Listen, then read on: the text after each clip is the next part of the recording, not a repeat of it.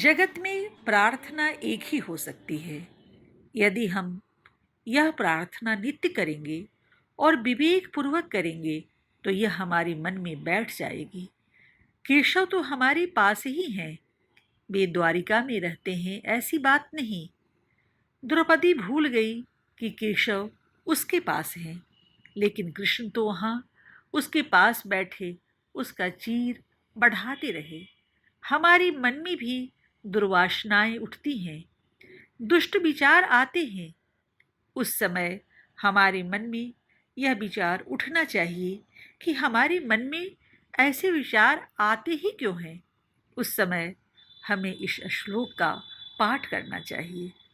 जिस प्रकार शरीर के लिए भोजन आवश्यक है, उसी प्रकार आत्मा के लिए प्रार्थना आवश्यक है। कोई मनुष्य कई दिनों तक बिना भोजन किए रह सकता है, लेकिन ईश्वर में विश्वास रखते हुए मनुष्य एक क्षण के लिए भी बिना प्रार्थना किए नहीं रह सकता, और न उसे रहना ही चाहिए। जितनी जरूरत प्रार्थना की है, उतनी ही पुरुषार्थ की भी है। बिना प्रयत्न के प्रार्थना आडंबर बन जाती है। प्रार्थना सुख तो है ही, फिर यदि वह हार्दिक न हो तो उसका केवल यांत्रिक उच्चारण निरर्थक है। प्रयत्न करने वाले में तुरंत आत्मविश्वास उत्पन्न हो जाता है। मैं मानता हूँ प्रार्थना धर्म का प्राण है और सार है, और इसीलिए प्रार्थना मनुष्य के जीवन का मर्म होनी चाहिए, क्योंकि कोई आदमी धर्म के बिना जी ही नहीं सकता। कुछ लोग हैं जो अपनी बुद्धि के अहंकार में कह देते हैं कि उन्हें धर्म से कोई सरोकार नहीं, मगर यह तो ऐसा ही है जैसे कोई मनुष्य कहे कि वह सांस तो लेता है मगर उसकी नाक नहीं।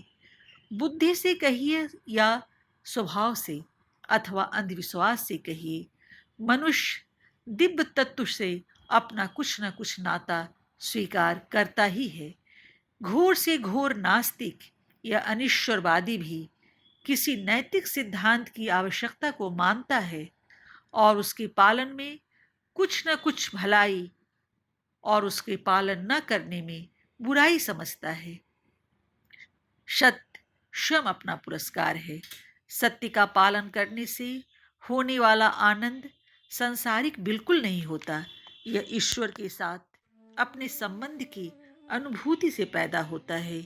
इसलिए मैं कहता हूँ कि जो आदमी धर्म को नहीं मानता, वह भी धर्म के बिना नहीं रह सकता,